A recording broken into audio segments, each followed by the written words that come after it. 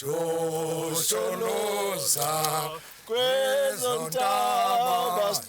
were woken up about 5:30, and then they would bring us to the quarry. We then worked here with picks and spades. We sang freedom songs as we worked. And then the authorities prohibited us from singing and drove us very hard.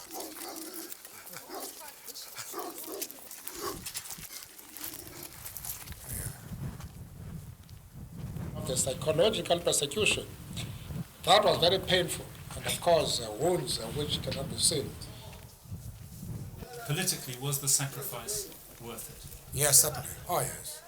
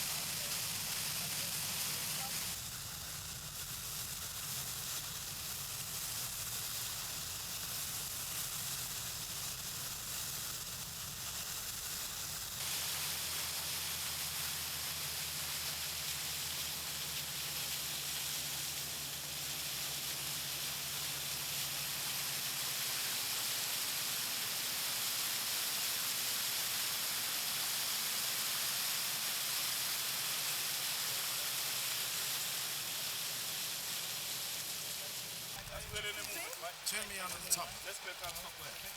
Mark it right away. Their purpose is coming. That's what I said. Good morning. Good morning. Good morning. How are you? Good to see you again. No faces. I'm trying to. I'm happy. Distance, please. Hello? How are you? Just distance. Look out, it might fall. You just... Hello? Hello? Hello, Jim. How are you? All right. Nice to see you. Oh, hello, Sean. How are you? Huh? Hello to you. Hello? How are you? Thank you. Very nice to see all of you. Hello. All of you. Is this your second time back? Or All right, we'll want to. Good afternoon. Oh, hello, Mike. How are you? Okay, they're down Ah, that's good. That's very good. Good morning. Hello. Good morning. Oh. How's that? Nice to see you. Hi, Jimmy. Hello, Cody. How are you? How nice to see you. Well, you brought us here. I hope you don't keep us again. Ah, Are you tempted to spend the night? well, it depends what you want me to do. I'm entirely no hands, eh? How about if we go and have lunch first, and then we can have as many shots and everything after. All right. Hello. Hello. How are you? How are you? Well, there is an article which calls a liar today. Yes. On The nuclear.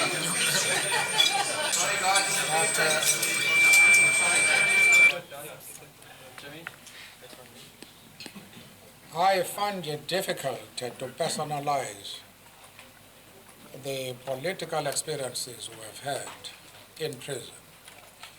But my advisor here, especially Jill, has told me that this is an occasion when I should talk about myself and not be shy to do so.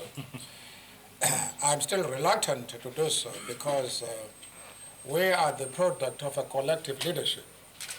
And almost everything we have achieved together, no matter who originated a particular proposal. But this is the day, as you know, when I was released from prison.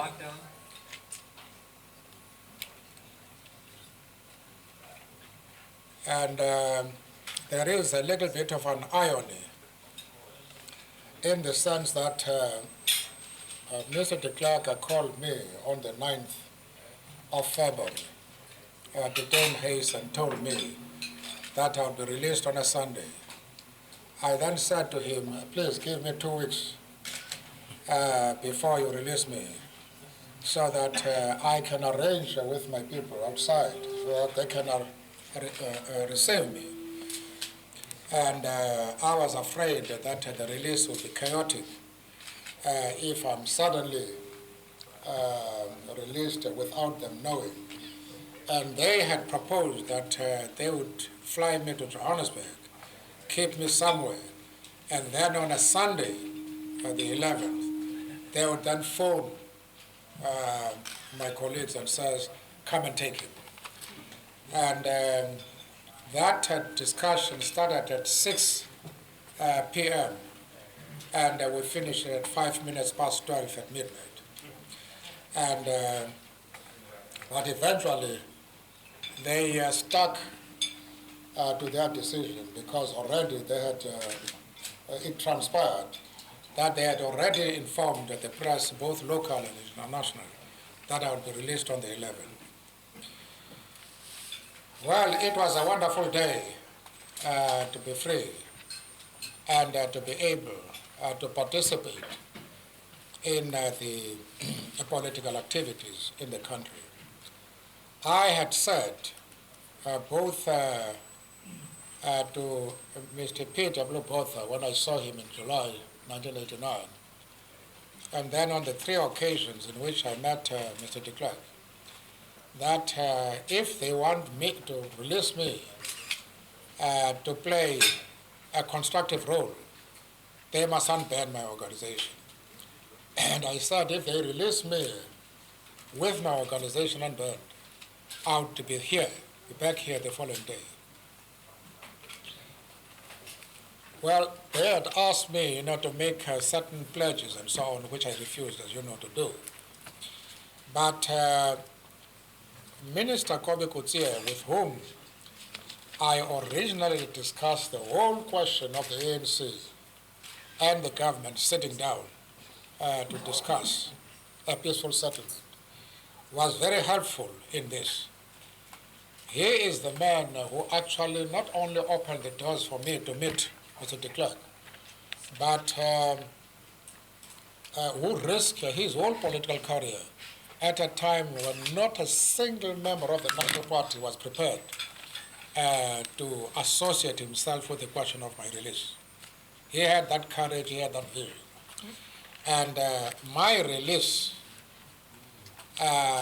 putting it in the context of the struggle that was going on in the country, especially the activities of Umkhonto we Sizwe, and the mass action which our people had embarked upon, as well as the contribution of the international community through sanctions, were responsible for the release of political prisoners in this country. And it is not correct at all when Mr. de Klerk says he released political prisoners. Of course, he was the head of the government, and he had the key to the prison doors, and we couldn't leave prison without him turning the key. But that is the only extent to which he is responsible for bringing about changes here. These changes came about as a result of the activities of the public, both inside and outside the country. And of course, one is aware, of course, that even amongst prison authorities and sergeants of the press, there was a demand that we should be released. And one has to take into account all these factors. Now, I have been asked what was in my mind when I came here for the first time, and what was in my mind the 3 occasions in which I visited jail after I had been released. On the first occasion, I was coming to the unknown. And naturally, I was very much concerned as to how I am going to be received, how I am going to be treated, what type of life I was going to spend. These were all in my mind. And an element of concern was there, and insecurity. But when I came back for the first time after my release, I was coming here to persuade about 25 of my comrades who refused to leave prison as a result of negotiations, and who said that they wanted to be released by their own army, Umkhonto weSizwe. And I persuaded them as much as I could. Some of my comrades, like Comrade Ahmed Kathrada, had been here to talk to them, and I think the deputy.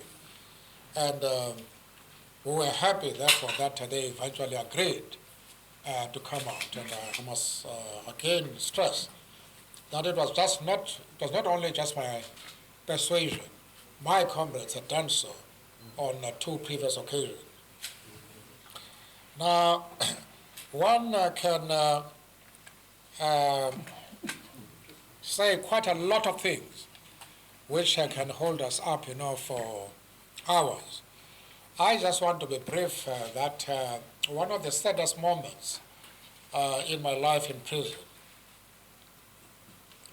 was the death of my mother.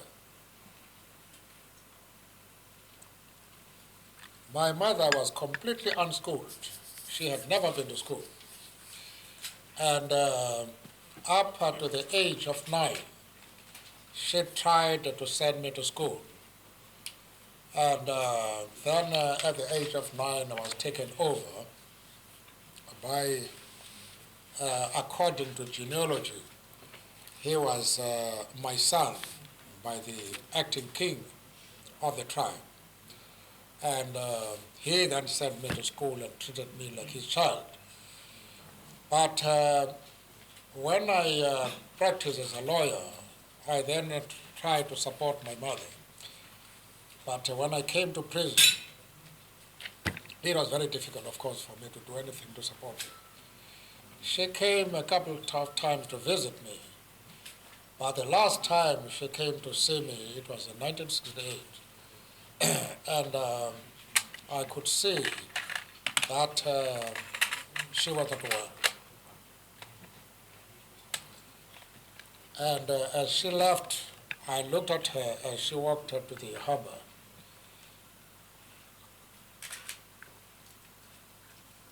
I had the feeling that I had seen her for the last time.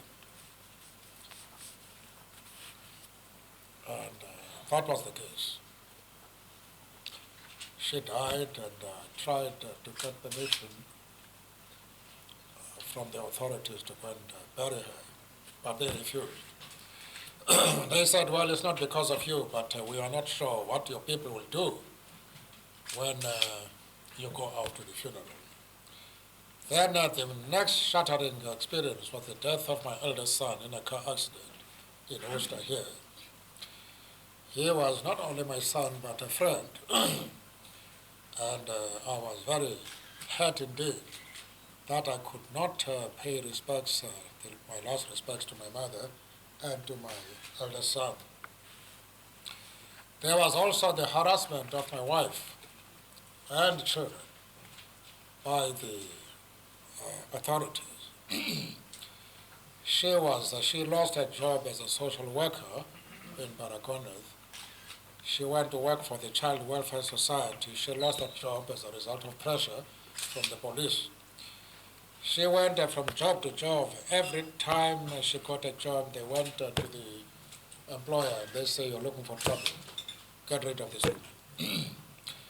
They also did the same thing to my children. My wife found it better to send them to a colored school. When she was detained for almost a year, they continued to pay her. Then she came back and they re-employed her, and then she was deported to Brantford in the Free State. They continued to pay her, nevertheless. And those are the things that worried me. And then also there was the question of the psychological persecution. Whenever something happened to the family, at that time we did not get newspapers. Whenever anything happened to the family, I would come back, from the span, from the quarry, and find on my desk a cutting so that I should see what is happening to my family outside. That was very painful, and of course, wounds which cannot be seen. are more painful than the ones that you can see, which can be cured by a doctor. And I spent a terrible time without sharing my pain with anybody. But of course, we had very lovely moments. I was in the company of great comrades, both inside the ANC and outside. Comrades like Govan Mbeki here, like Walter Sisulu, Raymond Mhlaba, Ahmed Kathrada, Lalu Chiba, Eddie Daniels. All of them were wonderful comrades. When you sat down with them to have discussions, you felt you were a new man. There was Neville Alexander, who was the leader of an organization called Abdusa, which was an offshoot from the Unity Movement. Now, that was a remarkable comrade. He had obtained his doctorate in German literature in Frankfurt. He is a leading intellectual, and he could marshal his arguments very well to answer his arguments. He did a great deal to keep the morale of the prisoners very high. Then there was the question of negotiations. I have explained this in meetings of the National Working Committee. Now, I was separated from other prisoners in November 1984. And then I thought I should approach the government and ask for a meeting between the government and the ANC.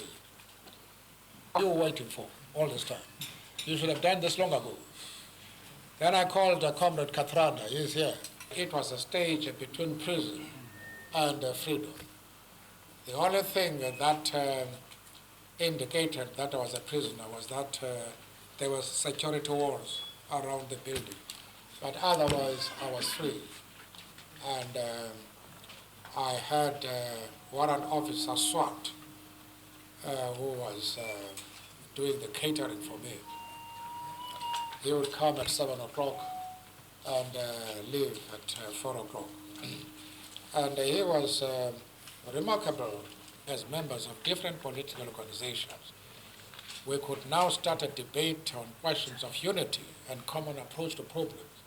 And of course, in fighting jail conditions, we always went together. But secondly, you were able to stand away from yourself in prison and be able to assess your contribution and the mistakes that you had made in the course of your political activity. That helped us a great deal, the ability to think about your political activities and to plan for the future is one of the things which we gained in spite of the fact that it was a tragedy to spend so many years in prison. But it gave us that opportunity of sitting down to think about problems and to plan and to be able to read a newspaper from page 1 right up to the advertisements and so on, because you have enough time. And as I come back here, these are the things that are crossing my mind. Thank you. Can I just ask hang on a second, John, because I'm just worrying about time. Because I think, I will take a question, but if I could just say... Where's your radio?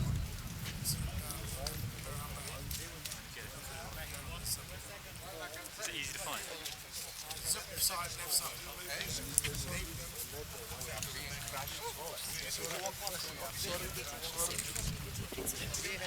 Well, you must ask themselves questions. That's right. And they have more information than I have. Don't trip, chaps.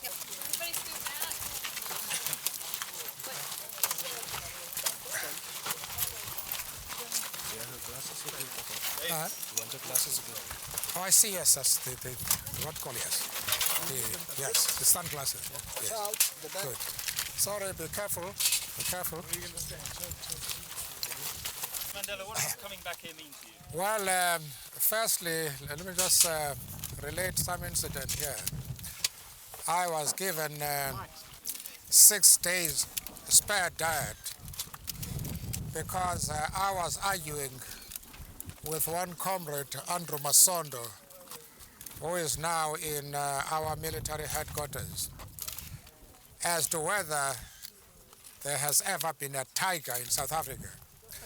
We got involved in this argument, and then the warder came to me and he says, Mandela,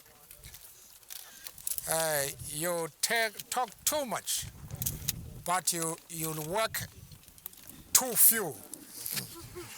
And so we continued with the argument, and he had me charged. That's the first sentence I served here. 6 days spare diet because I worked too few. And what do you want me to do now? Just do a roll. Remove the mics, everybody go.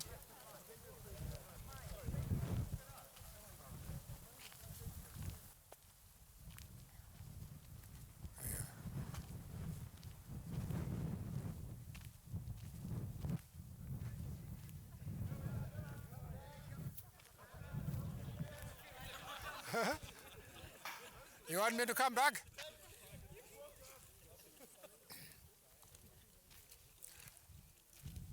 I'm sorry, I thought you didn't want me to be with you.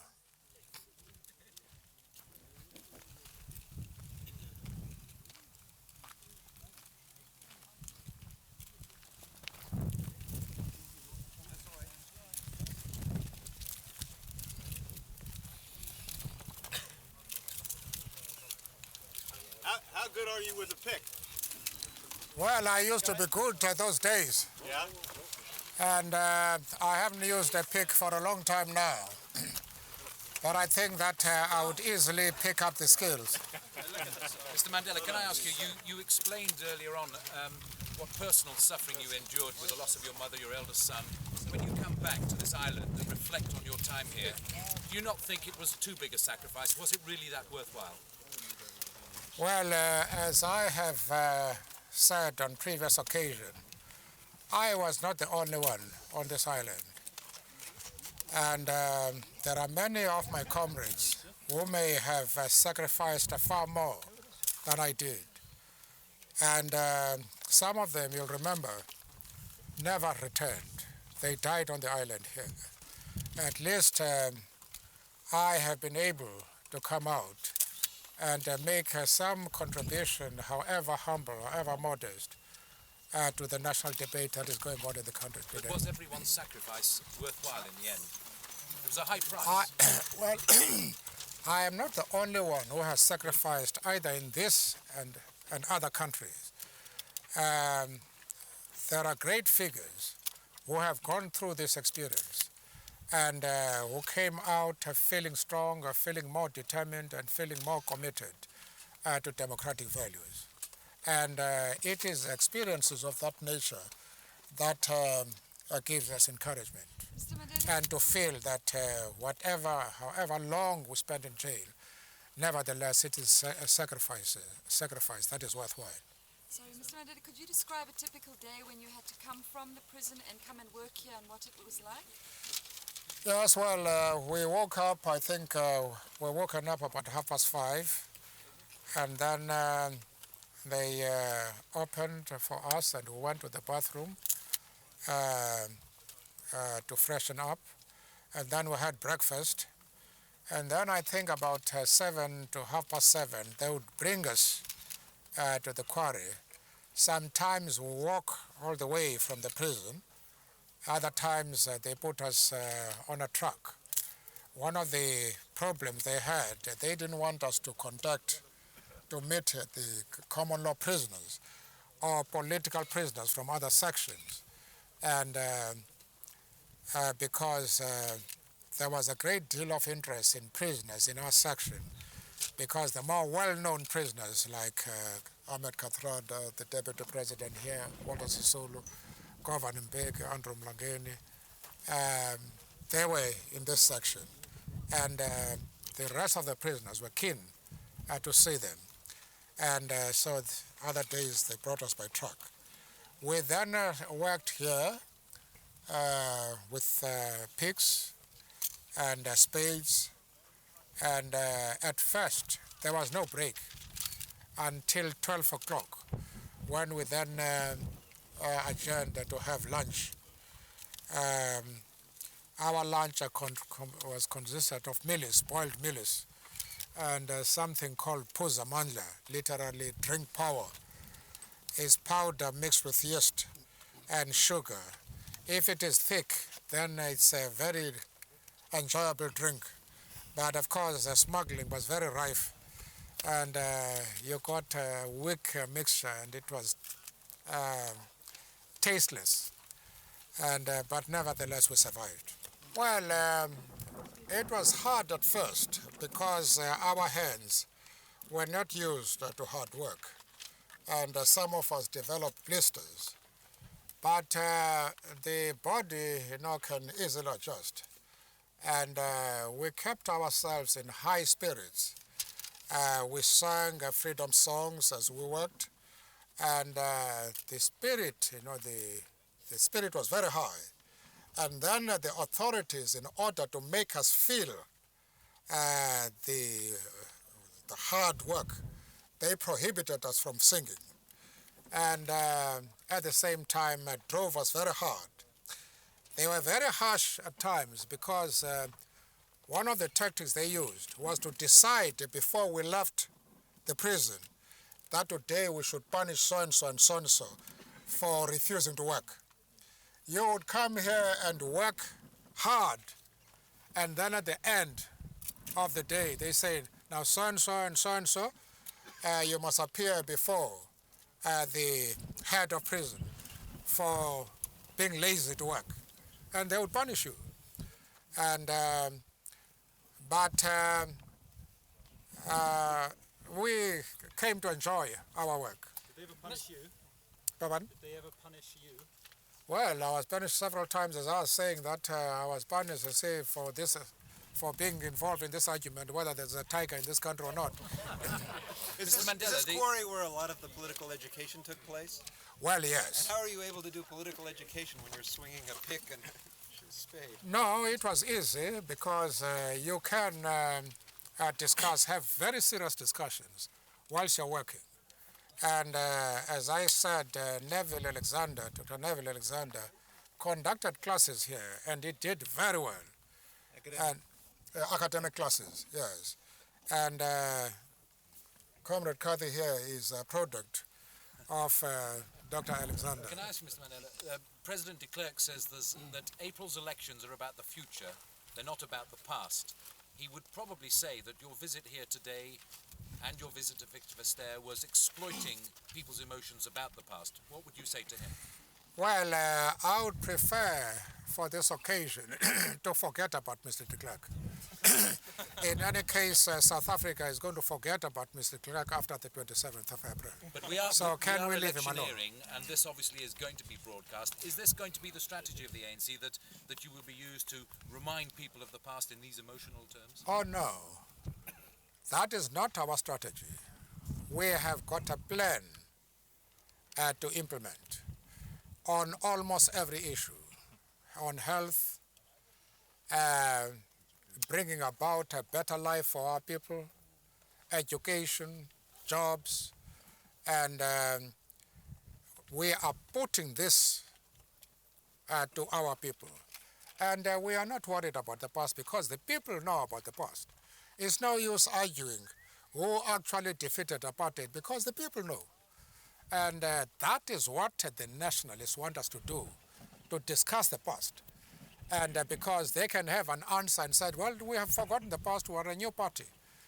The essence now is to get the people to compare the policies of the ANC and that the programs of the ANC and that of the National Party. And we have no interest in discussing the past. Thank you. And in many respects, although it was a tragedy to be in jail, our people outside were suffering far more than we did. And abroad, at the beginning, people like Oliver Tambo, a BSc graduate, a very polished musician. Now, these are very important and sensitive questions. We have to resolve the question of the threatening violence. We have to talk to those who fear democracy. And it should not be much of a question, of discussion with the media, except just to brief you. There are very sensitive discussions that are going on, and we're keen that those discussions should bear fruit. And therefore, to talk about imprisoning people at the present moment is premature and can harden attitudes. You know what is, Yes? I want to say to you, you know what this day does to me? Of people.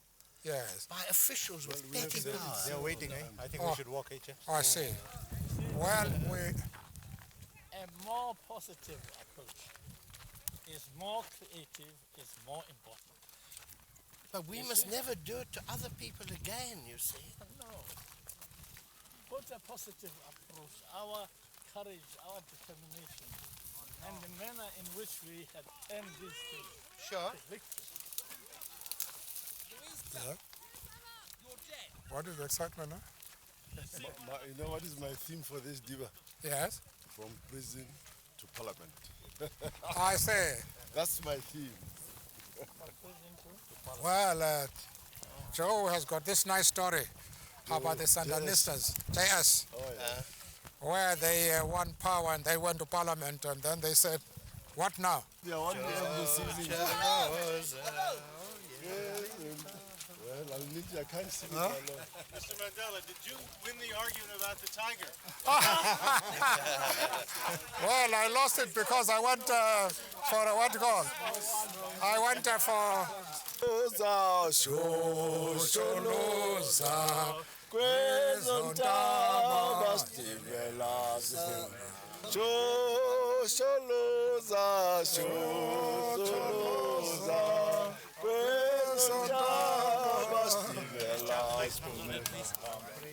That's one of the songs we used to sing. Do you have a particular one in mind, Mr. Mandela? No. We had solos, but I have forgotten now. Well, the words, what does Mshosholoza mean?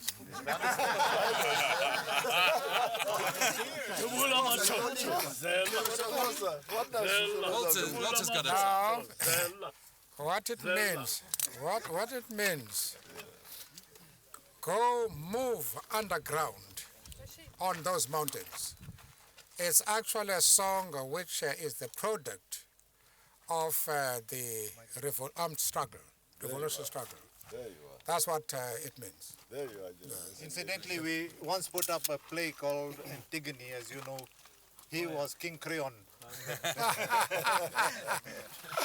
I was there. And then to the Kramat.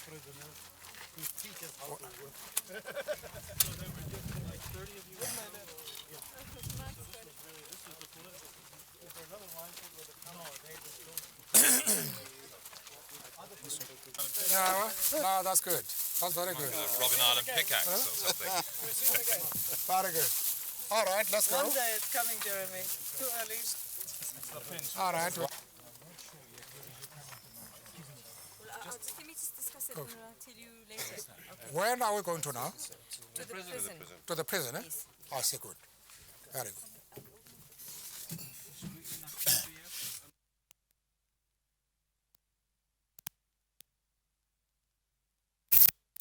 Remember walking through this door originally? Yes, well, during our days, it used to be, you know, the whole, what do you call it, the door was totally different during our days. And the whole of this section was open. Is it a poignant moment for you walking through? Is it a poignant moment for you walking through? Well, I have been here now 3 times after I was released. So I'm used to it. It's not like the first time I came to the island. What was that like? Well, as I said, you see, I was coming to the unknown at the time, and I was filled of anxiety and even concern. But now, well, I know where I'm coming to, And I know that it will be possible for me to go back today. Mr. Mandela, Come along. have that for us. Well, it may be a bit of an exaggeration because I have never attached any particular importance to sunset. And I really did not miss it. But of course, I would have been happier if I was free to see anything I might enjoy at the time. But I had no particular fascination in seeing the sun setting. All right, can we come in? Are you ready? Yes, we can move in now. Good. We brought our complaints here. And this is the reception where our money is, you see, the records, all the records were kept here. When you come for the first time, this Yes, is quite. where you receive it. The jog here around. And tennis here. How was your tennis? That's right. This Yes. tennis was very good. By Yeah? the way. Did you box? Now, No, the only person who could box is Andrew. No. And but we had no boxing gloves. Now, Nell, Yes. tell them about the occasion when a number of journalists came. Oh yes. Please. Well, I've already told them. We're bringing We have another here one. with 5-pounder hammers. And that morning, they brought old pieces of linoleum and put them in front of the stones on which we used to sit. And as they came here, they asked for Comrade Nelson. And who talked to them that there was a doorway here those days. And the moment they were out of this section, those pieces of linoleum were taken away and the sacking on which we sat on the stone, taken away. Also at the same time. Now, I don't know if you are still here now. Uh-huh. When Elias Mtswaledi dug, it's all rock here under. Yes. He dug up there and planted those vines. Yes. And that whole row, it was flowers. And he planted those trees. Yes. Elias Mtswaledi. No, I was still here. You're still here. I was still here. Now, he had such a beautiful garden of flowers here Yes. that he often gave to The waters. waters, the officers, when Oh, they yeah. came round. They went out. Before that, we had a garden here. That Where was we before planted. this wall. Yes, that's right. Yeah. Before this, Okay. that's right. And Yeah. Comrade Nelson dug into the garden and hid some of his stuff. The stuff, an autobiography. But they found that eventually, didn't they? Yeah. They found that when they were putting up this wall. This one. Why was that never published? Uh, Why was that never published? now it's being published in August this year. The same one that you smuggled out. Does it still have the dirt stains on it? Pardon? Does it still have the dirt stains on it? She was born, you see, during the Rinderpest period. He died while he was When he was in jail. incarcerated. Oh, I see, I Yes, didn't know that. And it was a particularly painful thing. Absolutely, you know. What was your mother's name? They're at Fanny. And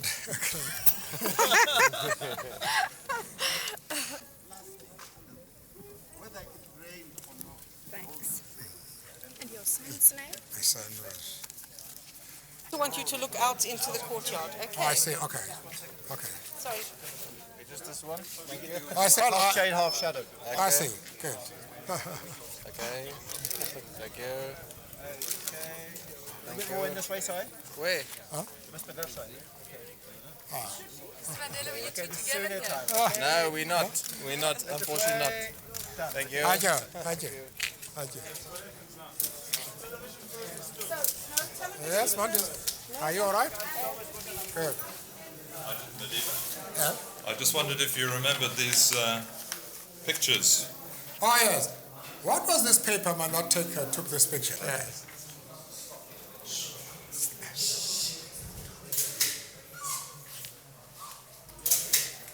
Well, I almost turned back.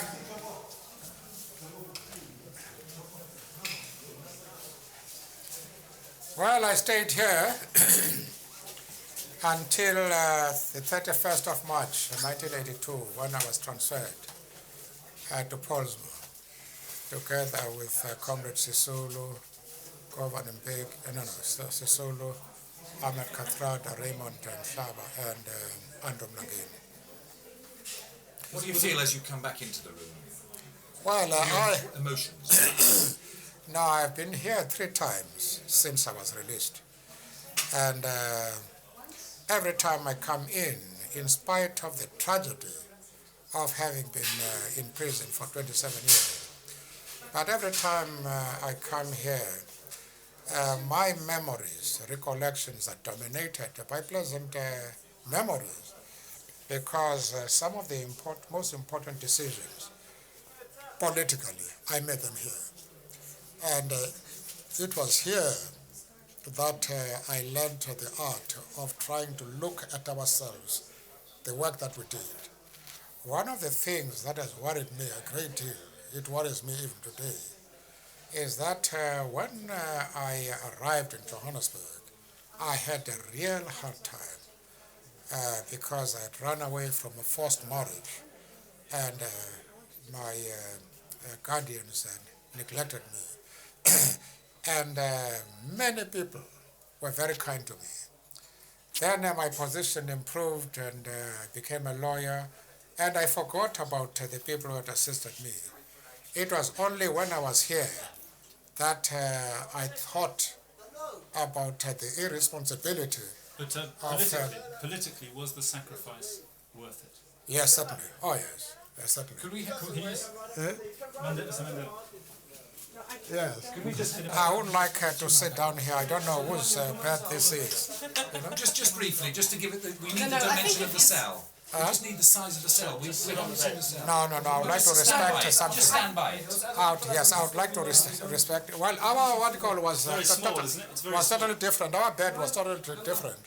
It was bigger and high, you know, and it was actually for medical reasons, because they put a plank underneath the mattress.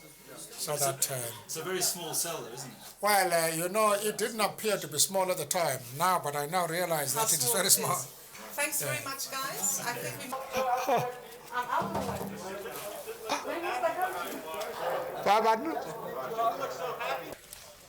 Can you wave? Yes. This. Yeah, the other side. Have a nice time, eh? Did you manage to talk through the windows to colleagues at the time? Well, across that wall, there was no wall at the time, and people were being punished, from the other section. We used to talk to them. Then the authorities discovered that we could speak to them. Then they moved them to the other side of the passage so that we could have no access to them. But then, nevertheless, the only place where they could exercise was on the pavement, and we could see them. So then they built this wall to make it impossible that there should be access between us. Thank you. Hello, Mr. Mandela.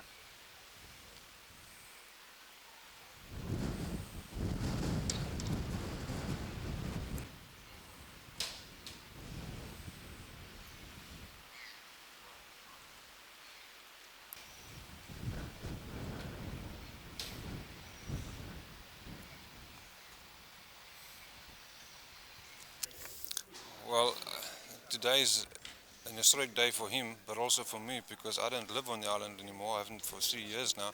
So I'm also visiting today with Mr. Mandela, and it's an experience. It's an experience. I've been fortunate enough to have met him a couple of times since his release. This isn't the first time, but it's the first time that we've had the media like this. But it's an experience. Did you ever think that he would be coming back here as possibly the next president? Yes, yeah, it was a big possibility for sure. When you were a prison guard and he was a prisoner? For sure, yeah. You actually thought that would happen? Well, it was always, there was no secret about it, that the government was thinking about releasing Mr. Mandela and other political prisoners. So, I mean, one expected it, and with the change going on in the country all along, one knew that it would eventually arise, that he would be released, and they could possibly return, as you said, an ex-president. And was he given special treatment because of that? Not from me, no. No, I worked with Mr. Mandela, but not very often. I worked with him on weekends sometimes. I met him a lot in the office because I did admin work, and I met him in the daytime when he came to the offices, but I sometimes worked with him on weekends. But as his prison warder, did you treat him with respect? Oh, for sure, but I treat all prisoners with respect.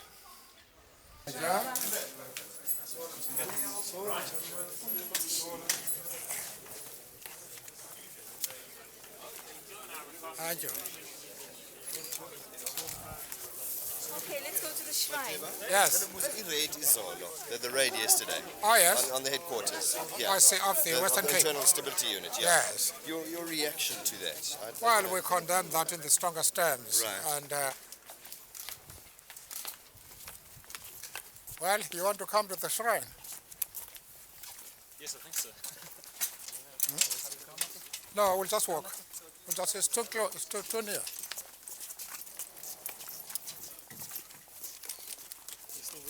Walking as fast as ever. Still walking as fast as ever. Please don't tumble. Don't trip.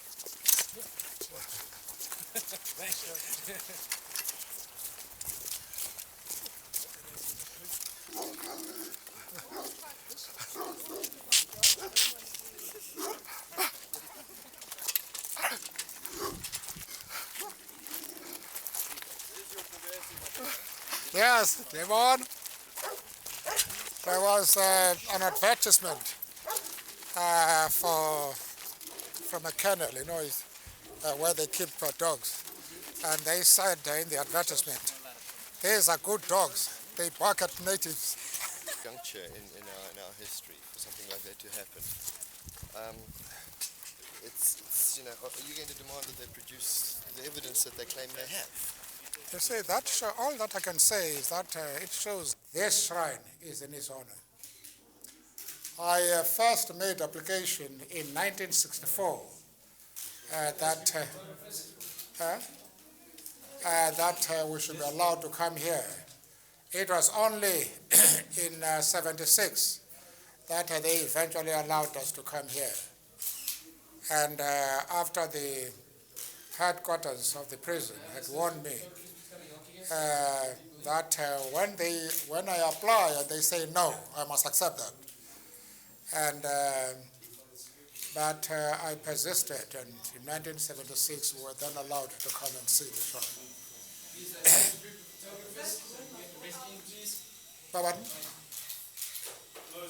And he used to move around after we were locked up. And then on Sundays, because the Muslim community used to leave food here, biryani, samosas, and this prisoner was aware of this, and he would come here and eat the food. And Way to read until later. while at first, you are allowed to keep on the lights in accordance with the standard of education you were studying for. And some of the new orders don't know whether you are studying for JC or matric or. Oh, yes. Did you manage to find some sort of peace or sanctuary when you were eventually allowed to visit this place? Well, of course, we respect all religions, including the Muslim religion. He's a boxer, you see. He's been a boxer, so bear that in mind. No, very good. And then I'm hoping that there's a ticket for me. If there isn't, then I'm going to come with you too, and I'll just have to sleep over. I'm supposed to leave tonight. Yeah? Oh, I see. Joyce is going to stay overnight with you. Oh, I see. Why do you doubt if there's a ticket? Because we don't know. We haven't heard from Togo yet, but we'll find out when we get to the airport. Oh, I see. We didn't take a return ticket. No, because we came in the private plane. Oh, I see. Okay. And the plane is going to remain here. The plane is. It won't be easy to come up. The great escape, eh?